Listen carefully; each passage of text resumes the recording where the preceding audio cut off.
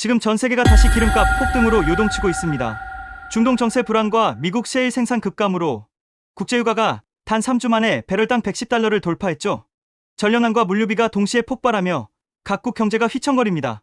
그런데 바로 이 혼돈의 한가운데 석유 한 방울 나지 않는 나라 한국이 오히려 세계를 구했다면 믿으시겠습니까? 미국 서부의 항공기가 멈춰서기 직전 비행을 다시 띄운 연료가 한국산이었다는 겁니다. 자원 0%의 나라가 어떻게 이 난국을 뚫고 세계 에너지의 심장이 되었을까요?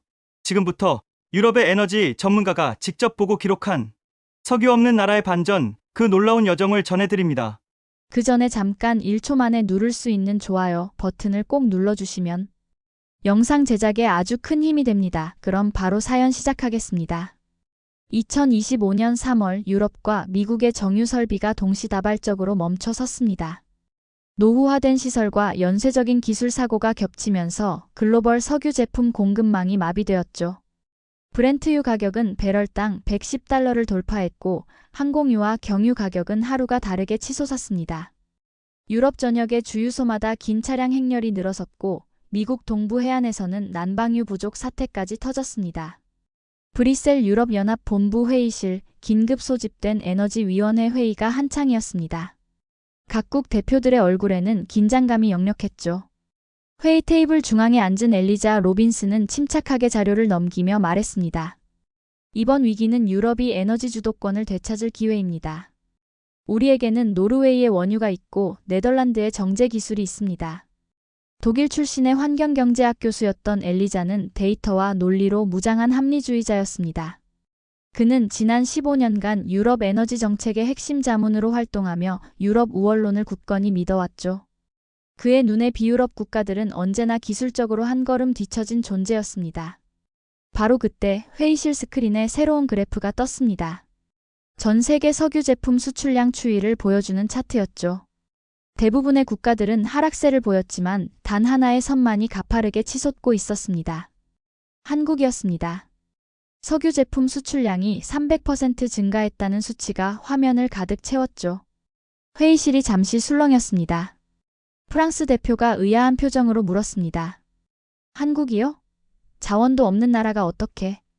엘리자는 냉소적으로 웃으며 손을 저었습니다. 일시적인 착시일 뿐이에요. 한국은 원유 한 방울 나지 않는 나라입니다. 통계적 오류거나 기껏해야 중개무역의 착시 현상이겠죠. 그는 확신에 찬 목소리로 말을 이었습니다. 진짜 위기 대응 능력은 자원을 가진 우리에게 있습니다. 회의실 안에 다른 참석자들도 고개를 끄덕였습니다. 자원 없는 나라가 정유 강국이라는 건 그들에게는 논리적으로 맞지 않는 이야기였으니까요. 하지만 스크린 속 그래프는 여전히 가파른 상승 곡선을 그리고 있었습니다. 세계가 혼란에 빠진 바로 그 순간 한국만이 홀로 날아오르고 있었죠. 엘리자는 노트북을 닫으며 중얼거렸습니다. 숫자는 거짓말을 하지 않지만 해석은 달라질 수 있어요. 그는 이 이상한 현상이 곧 사라질 거라 믿었습니다. 사흘 뒤 제네바 국제에너지 포럼이 열렸습니다. 유럽 각국의 에너지 로비스트와 정책 이반자들이 한자리에 모인 자리였죠. 대형 호텔 컨퍼런스 홀은 양복 차림의 전문가들로 가득했고 무대 위에서는 각국의 에너지 전략 발표가 이어졌습니다. 쉬는 시간 로비에서 엘리자는 프랑스 석유공사 로비스트인 장피에르와 마주쳤습니다. 그는 커피를 한 모금 마시며 비웃듯 말했습니다. 브뤼셀 회의에서 본 그 그래프 말이야. 한국이 정유 강국이라니 정말 웃기는 소리지. 엘리자도 어깨를 으쓱하며 동조했습니다. 맞아요. 자원 없는 나라가 무슨 에너지 강국이겠어요. 그냥 중간 유통 과정에서 생긴 착시죠. 독일 에너지 컨설턴트 울리히가 대화에 끼어들었습니다. 한국은 기술도 없고 자원도 없어. 그저 운 좋게 중동과 미국 사이에 끼어서 중개 무역이나 하는 거지. 실제 정제 능력은 우리의 절반도 안 될 거야. 그들은 한국을 에너지 여상이라 부르며 조롱했습니다. 엘리자는 그 말에 완전히 동의했죠. 그에게 한국은 언제나 반도체와 자동차나 만드는 나라였습니다. 에너지 산업에서 유럽을 앞선다는 건 상상조차 할 수 없는 일이었죠. 오후 세션이 끝난 뒤 유럽 경제 전문 매체 기자 몇 명이 엘리자를 인터뷰했습니다. 카메라 앞에 선 엘리자는 자신감 넘치는 표정으로 말했습니다. 한국은 자원이 없습니다. 그들이 정유 강국이라 불리는 건 통계의 착시일 뿐이에요. 진짜 에너지 강국은 자원과 기술, 그리고 전략을 모두 갖춘 나라입니다. 유럽처럼 말이죠. 기자들은 웃으며 고개를 끄덕였습니다. 누구도 그의 말에 의문을 제기하지 않았죠. 엘리자는 인터뷰를 마치고 호텔 객실로 돌아오며 승리감을 느꼈습니다. 자신이 유럽의 자존심을 지켰다고 생각했으니까요. 하지만 그날 밤 침대에 누워 노트북을 열었을 때 이상한 뉴스 하나가 눈에 들어왔습니다. 미국 서부 공항들 한국산 항공유 의존도 심화라는 제목이었습니다. 엘리자는 잠시 화면을 응시했지만 곧 노트북을 닫아버렸습니다. 과장된 기사겠지. 그는 여전히 확신에 차 있었습니다. 일주일 뒤 브뤼셀 유럽연합 본부에서 긴급 지시가 내려왔습니다. 한국의 에너지 산업 실태를 직접 조사하라는 명령이었죠. 최근 몇 주간 한국발 석유 제품이 유럽 시장까지 밀려 들어오기 시작했고 일부 유럽 정유사들은 가격 경쟁에서 밀리고 있었습니다. 위원회는 이 현상의 실체를 파악해야 했죠. 엘리자는 사무실 책상 앞에 앉아 임무 지시서를 읽으며 차가운 미소를 지었습니다. 좋아요. 직접 가서 그들의 허상을 벗겨내겠습니다. 그는 이미 머릿속으로 보고서 제목을 정해두었습니다. 한국 에너지의 착시 효과 통계 뒤에 숨겨진 진실. 엘리자는 이번 조사가 자신의 이론을 증명할 기회라고 확신했습니다. 자원 없는 나라가 정유 강국일 리 없다는 그 당연한 사실을 데이터로 입증하는 것이죠. 인천행 비행기 안 엘리자는 비즈니스석에 앉아 노트북을 열었습니다. 한국의 정유 산업 관련 자료들을 훑어보며 메모를 남겼습니다. 원유 수입 의존도 100%. 자원 빈국. 정제 시설은 있지만 규모는 제한적일 것. 그는 펜을 돌리며 생각에 잠겼습니다. 아마도 한국은 중동에서 원유를 들여와 간단히 가공한 뒤 다시 수출하는 중개 무역 모델일 거라 추측했죠. 실제 기술력이나 부가가치는 미미할 거라 믿었습니다. 기내식을 먹으며 엘리자는 창밖을 내다봤습니다. 구름 사이로 햇빛이 비쳤습니다. 그는 속으로 중얼거렸습니다. 이번 조사로 유럽의 우월성을 다시 한번 증명하겠어. 그는 자신이 심판자처럼 한국으로 향하고 있다고 느꼈습니다.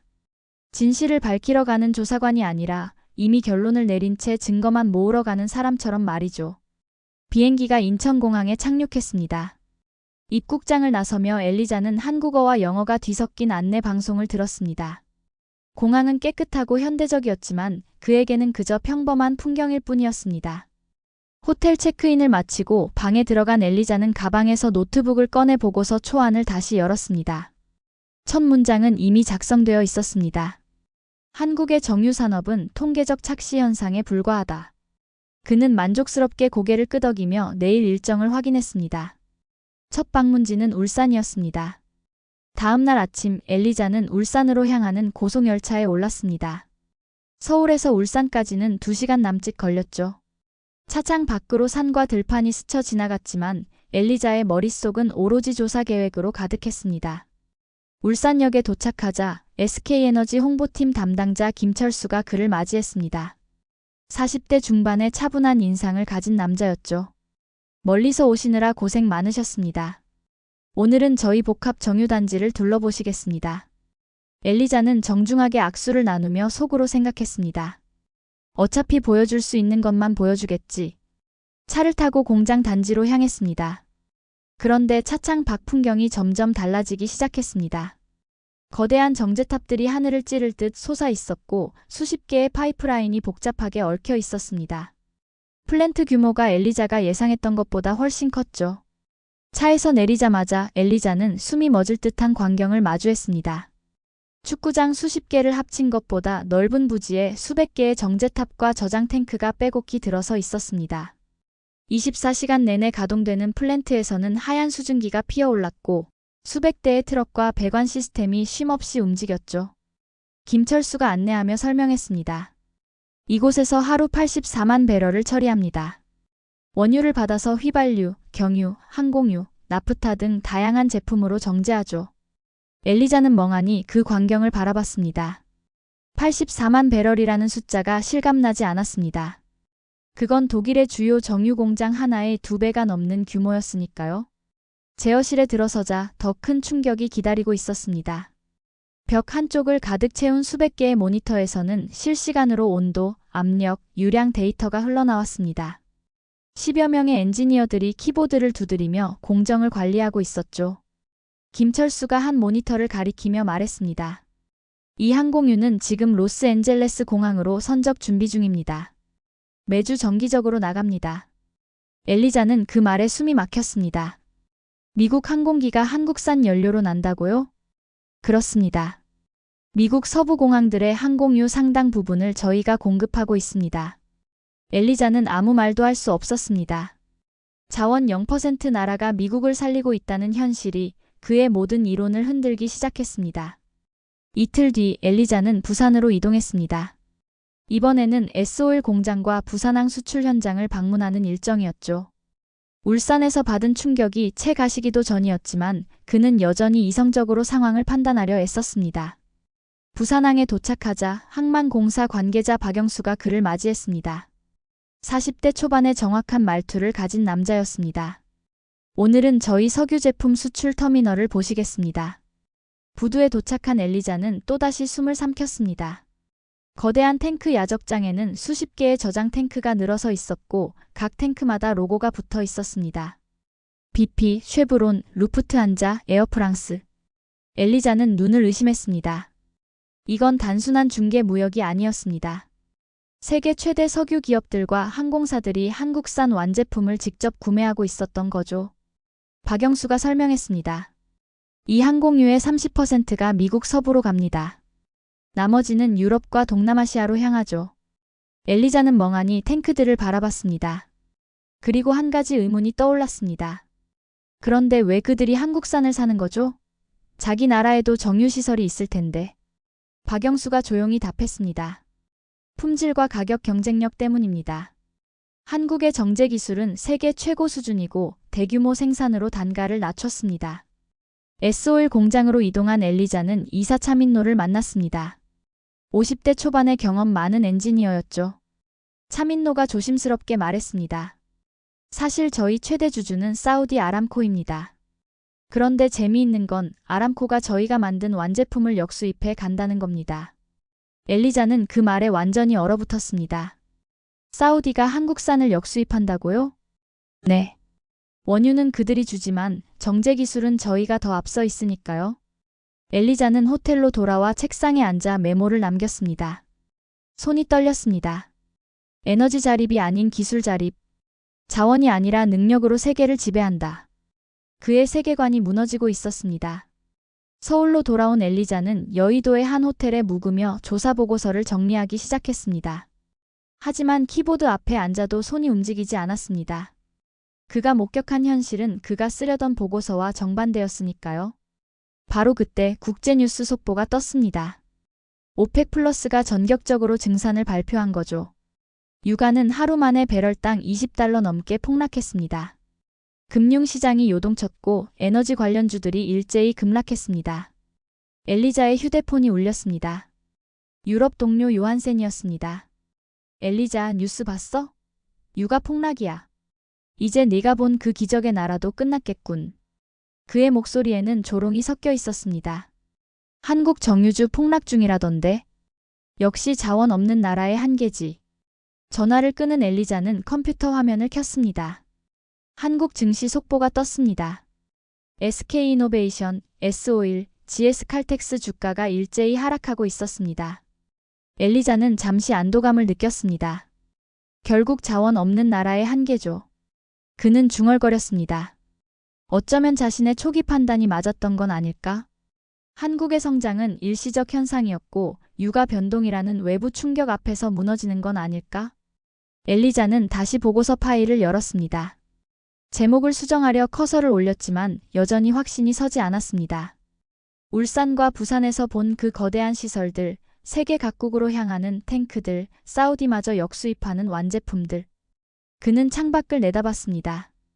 여의도 빌딩 숲이 저녁 노을에 물들고 있었습니다. 엘리자는 혼란스러웠습니다. 자신이 믿어온 모든 이론이 흔들리고 있었으니까요. 정말 끝난 걸까? 아니면? 그는 말끝을 흐렸습니다. 답을 알 수 없었습니다. 이틀 뒤 엘리자는 다시 SK이노베이션 본사를 방문했습니다. 유가 폭락 이후 상황을 파악하기 위해서였죠. 그는 이번에야말로 한국 정유 산업의 한계를 확인할 수 있을 거라 생각했습니다. 회의실에서 부장 정민수를 만났습니다. 40대 초반의 날카로운 눈빛을 가진 재무 전문가였습니다. 엘리자는 조심스럽게 물었습니다. 유가 폭락으로 어려움을 겪고 계시죠? 정민수는 의외로 담담하게 답했습니다. 오히려 기회입니다. 엘리자는 어리둥절한 표정을 지었습니다. 무슨 말씀이신지. 정민수가 그래프를 띄우며 설명하기 시작했습니다. 유가가 떨어질수록 정제마진은 오히려 올라갑니다. 원유 가격이 내려가면 원료비가 줄어들지만 완제품 가격은 상대적으로 천천히 떨어지거든요. 그 차이가 저희 수익입니다. 엘리자는 숨이 멎는 듯 했습니다. 그래프를 보니 정말로 유가 하락 구간에서 정제마진이 급등하고 있었습니다. 게다가 유럽과 미국의 노후 정유시설들은 유가 폭락 시기에 가동을 중단합니다. 채산성이 안 맞으니까요. 하지만 저희는 달라요. 정민수가 다른 자료를 보여줬습니다. 한국 정유사들의 손익분기점은 배럴당 20달러 수준입니다. 최첨단 설비와 대규모 생산 그리고 복합 정제 시스템 덕분이죠. 경쟁사들이 멈출 때 저희는 오히려 시장 점유율을 늘립니다. S-오일 재무팀과의 미팅에서도 같은 이야기를 들었습니다. 유가 폭락 이후 오히려 신규 수주가 200% 폭증했다는 것이었습니다. 유럽과 미국 정유사들이 생산을 줄이자 그 빈자리를 한국이 채우고 있었던 거죠. 현대오일뱅크를 방문했을 때 엘리자는 증시 화면을 다시 확인했습니다. 며칠 전 급락했던 한국 정유주들이 반등을 넘어 급등하고 있었습니다. 외국 자본이 대거 유입되고 있다는 뉴스가 떴습니다. 엘리자는 호텔로 돌아와 책상 서랍을 열었습니다. 며칠 전 작성하던 보고서 초안을 꺼냈습니다. 한국에너지의 착시효과라는 제목이 적혀 있었죠. 그는 천천히 그 종이를 찢기 시작했습니다. 한 장, 두 장, 세 장. 종이 조각들이 바닥에 흩어졌습니다. 엘리자는 속삭였습니다. 우린 자원을 가졌지만 실패했고 그들은 기술로 세계를 이겼어요. 그의 눈에서 눈물이 흘러내렸습니다. 일주일 뒤 엘리자의 마지막 일정이 시작되었습니다. 인천 송도와 울산의 미래에너지연구소를 방문하는 날이었죠. 이번엔 그가 먼저 요청한 일정이었습니다. 더 많은 진실을 알고 싶었으니까요.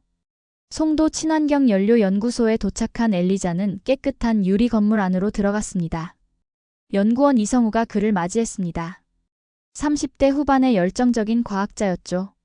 오늘 보실 건 SAF, 지속가능 항공유 생산 라인입니다. 거대한 공장 안에서는 바이오매스를 원료로 한 항공유가 생산되고 있었습니다. 이성우가 설명했습니다. 이 연료는 탄소 배출을 80% 줄입니다. 루프트한자와 에어프랑스에 이미 공급 중이고 내년부터는 미국 항공사들과도 계약이 시작됩니다. 엘리자는 생산 라인을 따라 걸으며 질문했습니다. 유럽도 이 기술을 개발 중인데 한국이 먼저 상용화했다는 건가요? 맞습니다. 기존 정유 인프라를 활용했기 때문에 빠르게 전환할 수 있었죠. 석유 정제 기술이 그대로 바이오 연료로 이어진 겁니다. 울산의 수소 플랜트로 이동했습니다. 여기서는 청정수소를 대량 생산하고 있었습니다. 거대한 전기분해 시설과 저장 탱크들이 즐비했죠. 담당 엔지니어가 말했습니다. 이 수소는 유럽으로 수출됩니다. 독일의 수소 경제 전환을 지원하는 프로젝트입니다. 엘리자는 씁쓸하게 웃었습니다. 독일이 추진하던 수소 경제가 결국 한국산 수소로 채워지고 있었던 거죠. 대산의 탄소 포집 시설에서는 정유 과정에서 나오는 이산화탄소를 포집해 산업 원료로 재활용하고 있었습니다. 연구원이 자랑스럽게 말했습니다. 연간 100만 톤의 탄소를 포집합니다. 이건 나무 1000만 그루를 심는 것과 같은 효과죠. 모든 일정을 마친 엘리자는 인천공항으로 향했습니다. 공항 귀빈실에서 마지막 인터뷰 요청이 들어왔습니다. 한국 경제 매체였죠. 카메라 앞에 선 엘리자는 한 달 전과는 전혀 다른 표정이었습니다. 기자가 물었습니다. 한국의 에너지 산업을 어떻게 평가하십니까? 엘리자는 잠시 침묵했습니다. 그리고 천천히 입을 열었습니다. 저는 한국을 오해했습니다. 이곳은 석유를 정제한 게 아니라 미래를 정제하고 있었습니다. 자원이 없다는 건 약점이 아니었어요. 오히려 기술에 집중할 수밖에 없게 만든 동력이었죠. 그는 말을 이었습니다. 유럽은 자원을 믿었고 한국은 사람을 믿었습니다. 그 차이가 이 결과를 만들었습니다. 인터뷰를 마치고 탑승 게이트로 향하던 엘리자는 비행기에 올랐습니다. 엘리자는 창밖을 바라봤습니다. 활주로 끝에서 비행기가 이륙 준비를 하고 있었습니다. 저 멀리 인천 앞바다가 보였고 수평선 너머로 해가 지고 있었습니다. 석유 한 방울 없는 나라가 우리 모두를 띄우고 있네요. 엘리자는 조용히 웃었습니다. 오만함은 사라지고 그 자리에 깊은 존경이 자리 잡았습니다. 비행기가 천천히 활주로를 달리기 시작했습니다. 바퀴가 땅에서 떨어지는 순간 엘리자는 창밖의 한국 땅을 마지막으로 바라봤습니다. 한 달 전 그는 허상을 벗기러 왔었습니다. 하지만 벗겨진 건 자신의 편견이었습니다. 그리고 그 아래에서 발견한 건 불가능을 가능으로 바꾼 한 나라의 진짜 이야기였습니다. 비행기는 서쪽으로 날아갔습니다. 한국산 항공유를 태우고 유럽을 향해. 영상 시청해주셔서 감사합니다. 오늘의 감동만만세 사연 어떠셨나요? 감동적인 이야기가 여러분의 가슴에 와닿기를 바랍니다. 여러분의 뜨거운 의견을 댓글로 남겨주시고 이 영상이 여러분의 가슴을 울렸다면 구독과 좋아요 그리고 공유를 부탁드립니다. 대한민국의 위대한 이야기가 더 많은 사람들에게 전해질 수 있도록 함께 해주세요. 저는 다음에 더 좋은 사연으로 돌아오겠습니다. 감사합니다.